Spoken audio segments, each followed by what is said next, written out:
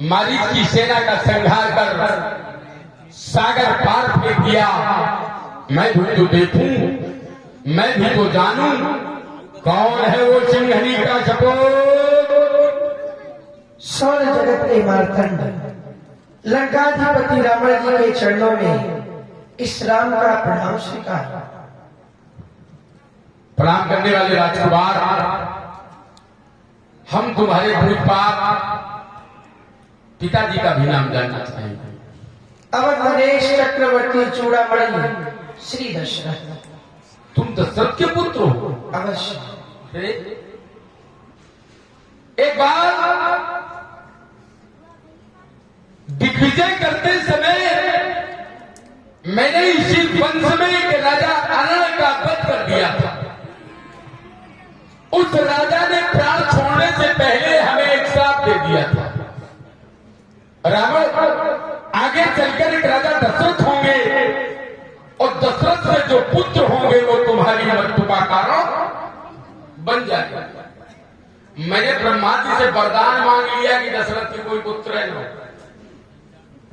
सोचने लगा क्या विधाता ब्रह्मा की वाणी झूठी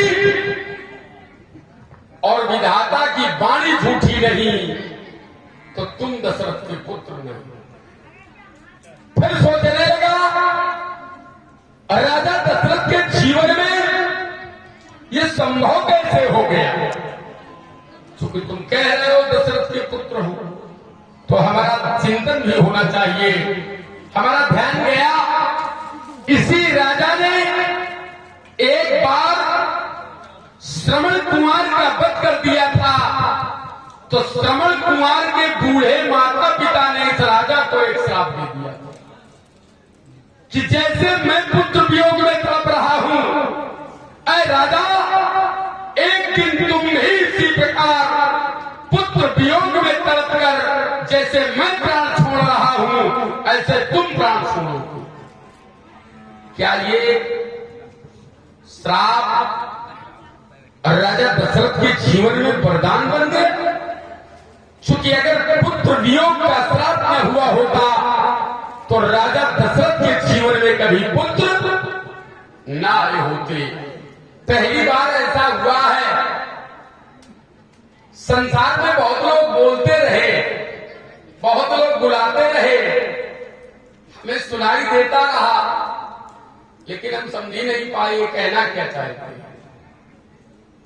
पहली बार ऐसा हो रहा है, कोई बोल रहा है तो सुन भी रहा हूं और समझ भी रहा हूं। जब समझने से बात मेरे अंदर जाती है तो मेरे हृदय को शीतलता पहुंचती है। ऐसा लगता है मैं जिसे ढूंढता था कहीं तुम वो तो नहीं हो। क्या कहना चाहते हो? दशरथ जी, आप बहुत ही सुंदर सोच रहे हैं। जो भी अपने विषय में हमारे विषय में सोच रहे हैं बड़ा ही सुंदर दर्शन हमें दे रहे हैं। दशरथ जी, जब आप जैसे प्रकांड विद्वान दशरथ जी हमें प्राप्त होते हैं तब हम यही मनाते हैं छोटे से उड़वान को लंबी कहानी दे।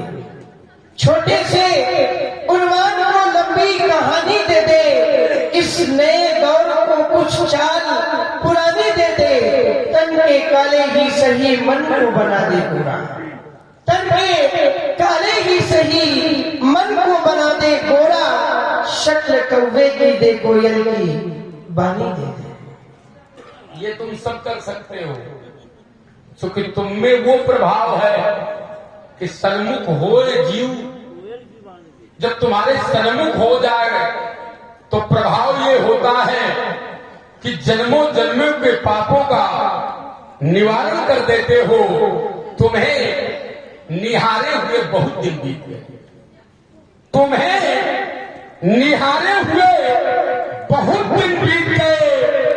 मन को मारे हुए बहुत दिन बीत गए। अरे फिर से ये तस्वीर टांग दो मेरे सीने में क्योंकि तस्वीर को उतारे हुए बहुत दिन बीत गए। दशरथ जी, सत्य ही कह रहे हैं आप। लेकिन संसार को जब देखते हैं, रहनुमा जो मिले सब शिकारी मिले। शायद दशरथ जी हमें अंकित करवा रहे हैं। वैसे हमारे आने के विशेष हेतु आप ही है, हेतु सभी का है। मैं आपको आने का हेतु सुना रहा हूं, श्रवण करें।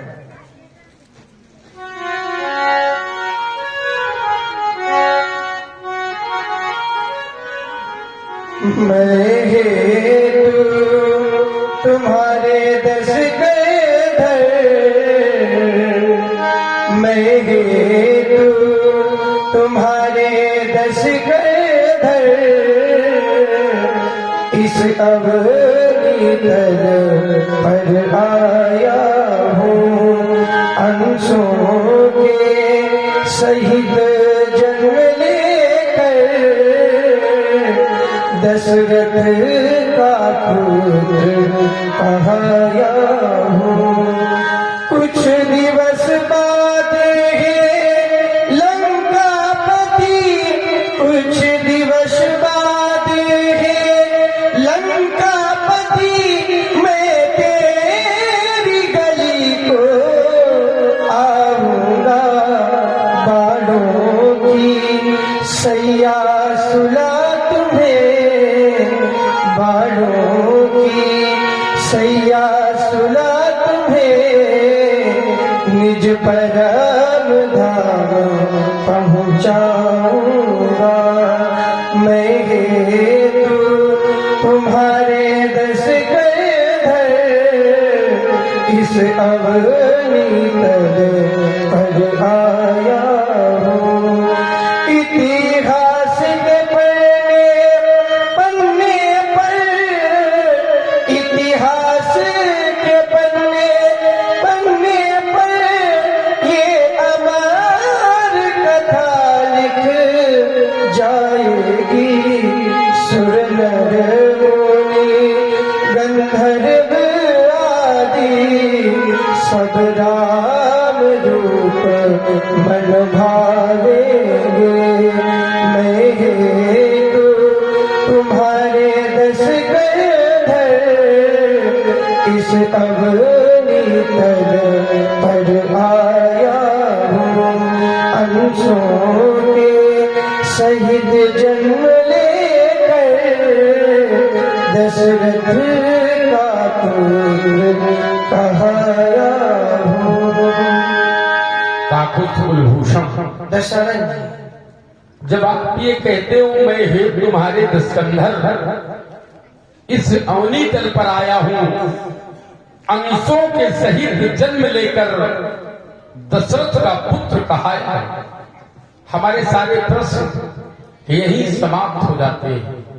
हमारा ध्यान जाता है, एक बार आप मृत्युलोक जाना चाहते थे, मृत्युलोक जाकर एक लीला करना चाहते थे।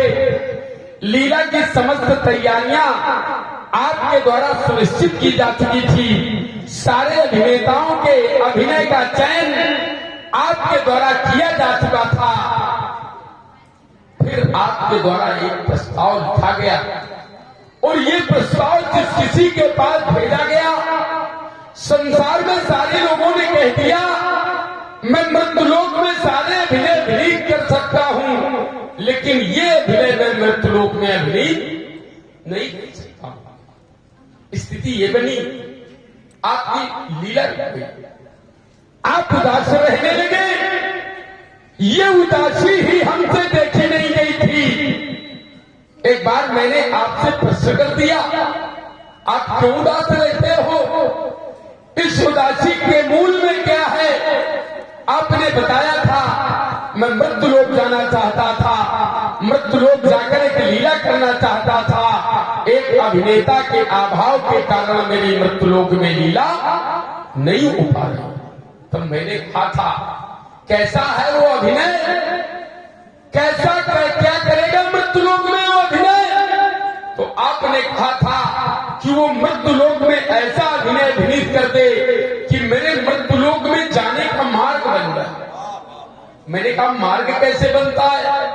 तो फिर आप आपने बताया था, जब जब होए धर्म के हानि, बाढ़ई असुर अधम अभिमानी, तब तब तब तब मैं इस धराधाम पर आता हूँ, अनेकानेक लीलाएं करता हूँ। उस समय मैं आपका द्वारपाल हुआ करता। तब मैंने कहा था, संसार के लोग रावण को अत्याचारी कहेंगे, संसार के लोग रावण को दुराचारी कहेंगे, संसार के लोग रावण को अनाचारी कहेंगे, संसार के लोग रावण को पापी कहेंगे, लेकिन हमारे विरोध में खड़े होने से अगर आपकी मृत्युलोक में लीला होगी तो मैं विरोध में खड़े होकर ये अभिनय करूंगा। अब वो समय आ गया, राम निमंत्रण देता हुआ सीधे कजलन के चले आना दशमुख की मोक्ष पिटारी को, हे धर्म धुरीण साथ लाना, छल से बल से निज शक्ति से मुक्ति को खींच ले आऊंगा, फिर पल में भटकाए राम, ढाहन खूब रुलाऊंगा।